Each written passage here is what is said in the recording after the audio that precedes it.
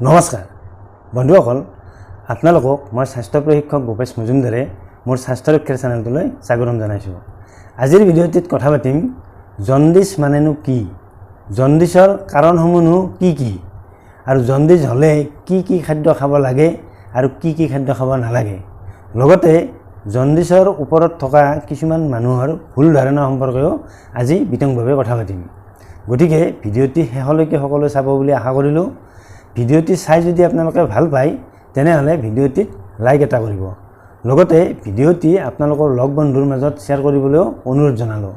আৰু মোৰ চেনেলটোৰ পৰা যদি আপোনালোকে স্বাস্থ্য ৰক্ষা সম্পৰ্কীয় ভিডিঅ'বোৰ পাই থাকিব খোজে তেনেহ'লে মোৰ চেনেলটো ছাবস্ক্ৰাইব কৰি থ'বলৈ আপোনালোকক অনুৰোধ জনালোঁ। ওচৰতে থকা বেল আইকনটো প্ৰেছ দি থ'বলৈ আপোনালোকক অনুৰোধ জনালোঁ, যাতে আমি ভিডিঅ' আপলোড কৰাৰ লগে লগে আপোনালোকে নটিফিকেশ্যন লাভ কৰে আৰু আমাৰ ভিডিঅ' সকলোতকৈ আগত চাবলৈ পায়। গতিকে বেছি পলম নকৰি আজিৰ ভিডিঅ'টো আৰম্ভ কৰোঁ আহক। বন্ধুসকল, জণ্ডিছ মানে কোনো ৰোগ নহয়। জণ্ডিছ আচলতে কিছুমান লিভাৰ সংক্ৰান্তীয় ৰোগৰ লক্ষণহে। আমাৰ তেজত বিলিৰুবিন নামৰ এবিধ কেমিকেলছৰ পৰিমাণ বৃদ্ধি পালে আমাৰ চকুৰ বগা অংশ, গাৰ ছাল যেনে হাতৰ তলুৱা বা ভৰিৰ তলুৱা, মুখৰ ভিতৰৰ ছালখন হালধীয়া ৰঙৰ হয়। লগতে প্ৰস্ৰাৱৰ ৰঙো হালধীয়া হৈ পৰে। তেতিয়া আমি জণ্ডিছ হোৱা বুলি কওঁ। আচলতে তেজত আমাৰ এই বিলিৰুবিনৰ পৰিমাণটো বৃদ্ধি পোৱাৰ ফলতেই আমাৰ এই চকুৰ বগা অংশ বা গাৰ ছাল হালধীয়া হৈ পৰে। আচলতে এই জণ্ডিছ হৈছে লিভাৰ সংক্ৰান্তীয় কিছুমান ৰোগৰ লক্ষণ, আৰু এই লিভাৰ সংক্ৰান্তীয় ৰোগবোৰ বিভিন্ন কাৰণত হ'ব পাৰে। গতিকে লিভাৰ সংক্ৰান্তীয় ৰোগবোৰ যেতিয়া হয় তেতিয়াহে আচলতে আমাৰ এই জণ্ডিছৰ লক্ষণে দেখা দিয়ে। আমাৰ তেজৰ লোহিত ৰক্তকণিকাবোৰৰ আয়ুসকাল হৈছে প্ৰায় 120 দিন।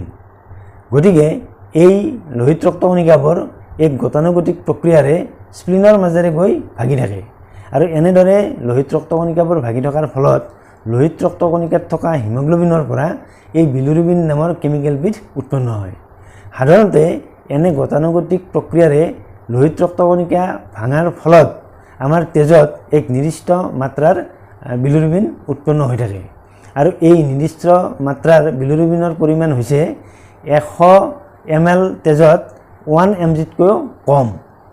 আৰু এই বিলিৰুবিন সাধাৰণতে লিভাৰে গলব্লাডাৰত জমা কৰি থয়। কিন্তু তেজৰ লোহিত ৰক্তকণিকাবোৰ যদিহে খৰতকীয়াকৈ ভাঙিবলৈ লয় তেতিয়া তেজত এই বিলিৰুবিনৰ উৎপন্নৰ পৰিমাণ বৃদ্ধি পায়, আৰু তেতিয়া গাৰ ছাল বা চকুৰ বগা অংশ হালধীয়া হ'বলৈ আৰম্ভ কৰে। আৰু যদিহে তেতিয়া 100 ml তেজত 3 mgতকৈ বিলিৰুবিনৰ পৰিমাণ বেছি হয় তেতিয়া জণ্ডিছৰ এই লক্ষণবোৰ প্ৰকট হৈ উঠে, আৰু তেতিয়া জণ্ডিছত ভোগা বুলি কোৱা হয়। আচলতে জণ্ডিছৰ কাৰণ কেইবাটাও।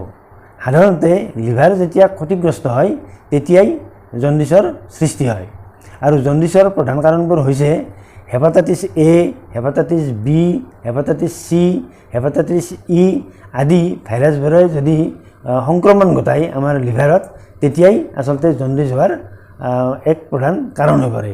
ইয়াৰ উপৰি যদি কোনো মদ্যপায়ী লোকে বহুদিন ধৰি মদ্যপান কৰি আছে তেতিয়াও তেনে লোকৰ লিভাৰ ক্ষতিগ্ৰস্ত হৈ জণ্ডিছৰ সৃষ্টি হ'ব পাৰে। ইয়াৰ উপৰি কিছুমান লোকৰ যদিহে লিভাৰ চিৰচিছত আক্ৰান্ত হয় তেতিয়াও জণ্ডিছৰ লক্ষণে দেখা দিয়ে। আৰু যদিহে কেতিয়াবা কোনো কাৰণত পেনক্ৰিয়াছ গ্ৰন্থিত কেঞ্চাৰ হয় তেতিয়াও জণ্ডিছ হ'ব পাৰে। ইয়াৰ উপৰি গলব্লাডাৰত যদি ষ্ট'ন হয় আৰু সেই ষ্ট'ন বাগৰি আহি ডাইল বাক যদি ব্লক কৰি দিয়ে তেতিয়াও আচলতে জণ্ডিছ হ'ব পাৰে। আমি জানিলোঁ যে জণ্ডিছৰ কাৰণ আচলতে কেইবাটাও। সেইবাবে জণ্ডিছৰ আচলতে কোনো নিৰ্দিষ্ট চিকিৎসা নাই। জণ্ডিছ হোৱা বুলি জানিব পাৰিলেই, অৰ্থাৎ জণ্ডিছৰ লক্ষণবোৰ প্ৰকট হৈ পৰিলেই এজন চিকিৎসকৰ কাষ চাপিব লাগে ৰোগীয়ে, আৰু তেতিয়া চিকিৎসকে জণ্ডিছৰ প্ৰকৃত কাৰণবোৰ নিৰ্ণয় কৰি চিকিৎসা আৰম্ভ কৰে, আৰু এনেদৰে চিকিৎসা প্ৰদান কৰাৰ পাছত জণ্ডিছ সম্পূৰ্ণৰূপে ভাল হৈ যায়। এইখিনিতে কৈ থোৱা ভাল যে বহুতো মানুহে জণ্ডিছ হ'লে চিকিৎসকৰ ওচৰলৈ নগৈ প্ৰথমে এজন ওজা বা কবিৰাজৰ ওচৰলৈ যায় আৰু গাঁৱলীয়া চিকিৎসা আৰম্ভ কৰে। শুনা যায় বহুত কবিৰাজে বা বহুত গাঁৱলীয়া চিকিৎসকে জণ্ডিছ হ'লে কিছুমান মালা পিন্ধিবলৈ দিয়ে বা কিছুমান গাঁৱলীয়া দৰৱ খাবলৈ দিয়ে। আচলতে জণ্ডিছৰ কাৰণ যিহেতু কোনো ভাইৰাছৰ ইনফেকশ্যন বা কোনো কেঞ্চাৰৰ কাৰণ বা অন্য কিছুমান কাৰণত লিভাৰৰ ক্ষতিগ্ৰস্ত হোৱা কথাটো, গতিকে জণ্ডিছ হোৱাৰ পাছত এনেদৰে গাঁৱলীয়া চিকিৎসা গ্ৰহণ কৰিলে আচলতে লিভাৰটো বেছিকৈহে বেয়া হোৱাৰ চান্স থাকে আৰু কোনো ধৰণৰ মালাই আচলতে জণ্ডিছ ভাল কৰাটো সম্ভৱ নহয়। এইবোৰ সম্পূৰ্ণ ভিত্তিহীন কথা। সেইবাবে জণ্ডিছৰ লক্ষণ দেখা দিয়াৰ লগে লগে এজন চিকিৎসকৰ ওচৰ চাপিব লাগে আৰু চিকিৎসকে প্ৰদান কৰা চিকিৎসা সম্পূৰ্ণৰূপে গ্ৰহণ কৰিব লাগে। তেতিয়াহে আচলতে জণ্ডিছ সম্পূৰ্ণৰূপে ভাল হৈ যায়। এইবাৰ আমি কথা পাতিম জণ্ডিছ হ'লে কি কি খাদ্য খাব লাগে আৰু কি কি খাদ্য খাব নালাগে। যিহেতু জণ্ডিছ ৰোগবিধ লিভাৰৰ অসুখ আৰু লিভাৰটো যিহেতু আমাৰ ডাইজেষ্টিভ ছিষ্টেমৰ লগত জড়িত বা আমাৰ হজম প্ৰক্ৰিয়াৰ সৈতে জড়িত, সেইবাবে জণ্ডিছ হ'লে আমি সদায় লাইট খাদ্য খাব লাগে আৰু আমি জণ্ডিছ হৈ থকা অৱস্থাত তেলজাতীয় খাদ্য বা চৰ্বিজাতীয় খাদ্য একেবাৰে নোখোৱাই ভাল। সেইবাবে জণ্ডিছ হৈ থকা সময়ত মাছ, মাংস, কণী এনেধৰণৰ খাদ্য কেতিয়াও খাব নালাগে, কিয়নো এনেধৰণৰ খাদ্য খালে আমাৰ লিভাৰটোত বেছি প্ৰেছাৰ পৰে আৰু লিভাৰটোত বেছিকৈ প্ৰেছাৰ পৰিলে লিভাৰটো আৰু বেছি ক্ষতিগ্ৰস্ত হোৱাৰ চান্স থাকে। সেইবাবে জণ্ডিছ হ'লে সদায় কিছুমান লাইট খাদ্য খাব লাগে আৰু কিছুমান ফলৰ ৰস উলিয়াই নিয়মিতভাৱে খাব লাগে। আৰু মন কৰিবলগীয়া কথাটো হৈছে চাফ চিকুণতাত বা বেছিকৈ হাইজিন মেইনটেইন কৰিব লাগে। ফলৰ ৰস খাব লাগে যদিও ফলৰ ৰস ঘৰতেই পৰিষ্কাৰকৈ ধুই বা পৰিষ্কাৰকৈ ৰস উলিয়াই সেই ৰসে খাব লাগে। বজাৰৰ পৰা কিনি অনা ৰস ডাইৰেক্টলি খাব নালাগে। গতিকে জণ্ডিছ হ'লে সদায় চাফ চিকুণতাত বেছি গুৰুত্ব দিব লাগে আৰু সদায় পানী যথেষ্ট পৰিমাণে খাব লাগে, কিয়নো আমাৰ শৰীৰটো যেতিয়া হাইড্ৰেটেড হৈ থাকে তেতিয়া আমাৰ শৰীৰত বা তেজত উৎপন্ন হোৱা এই বিলুৰিবিন আমাৰ শৰীৰৰ পৰা ওলাই যোৱাত সুবিধা হয়। সেইবাবে আমি ডেইলি 2 লিটাৰৰ পৰা 3 লিটাৰ পানী এক্সট্ৰাকৈ খাব লাগে।